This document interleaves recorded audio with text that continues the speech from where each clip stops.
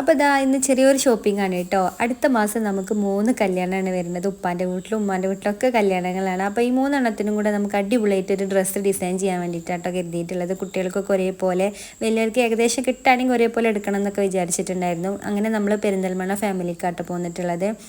ഇവിടെ നമ്മൾ ആദ്യം തന്നെ മെറ്റീരിയലാണ് നോക്കുന്നത്, റെഡിമെയ്ഡ്മൊക്കെ നോക്കിയിട്ടില്ല.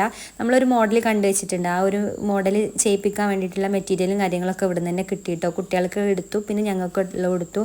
പിന്നെ നമ്മൾ കണ്ട മോഡൽ താത്താക്ക് ഇടാൻ പറ്റാത്തതുകൊണ്ട് അവൾ റെഡിമെയ്ഡിലാട്ടോ നോക്കിയിട്ടുള്ളത്. സെയിം കളറിൽ തന്നെ നോക്കിയിട്ടുണ്ടായിരുന്നു. നല്ല കളക്ഷൻസ് ഉണ്ട് കേട്ടോ പെരിന്തൽമണ്ണ ഫാമിലിയിൽ. അങ്ങനെ ഞങ്ങൾ അവിടുന്ന് അത്യാവശ്യം മെറ്റീരിയലും കാര്യങ്ങളൊക്കെ എടുത്തിട്ടുണ്ടായിരുന്നു. കുട്ടികൾക്കൊക്കെ ഒരേപോലെ അടുപ്പിക്കണം എന്നാണ് വിചാരിച്ചിട്ടുള്ളത്.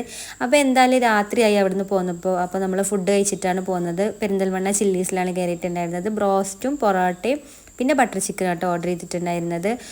രാത്രി കുറേ ആയിട്ടുണ്ടായിരുന്നു, കുട്ടികൾക്കൊക്കെ വിശക്കാൻ തുടങ്ങിയിട്ടുണ്ട്. പിന്നെ ഒരു ഫലൂഡ മേടിച്ചിട്ടോ. നീ ഈ ഫുഡൊന്നും